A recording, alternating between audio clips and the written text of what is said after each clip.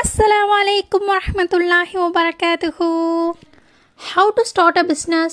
அது நான் answer post பண்ணியிருக்கேன். ஸோ இன்ஷால்லா அந்த வீடியோவை செக் அவுட் பண்ணி பாருங்கள். Then second question, how to reach customers? It's two difficult. Nowadays நம்ம இதுதான் ஃபேஸ் பண்ணுறோம்.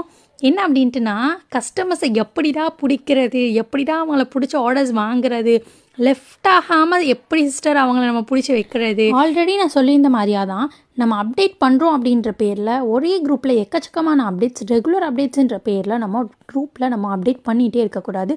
மேபி அவங்களுக்கு அது இரிட்டேட் ஆகி நம்ம அவங்க லெஃப்ட் ஆகிறதுக்கான ஒரு ரீசனாகவும் இருக்கலாம்.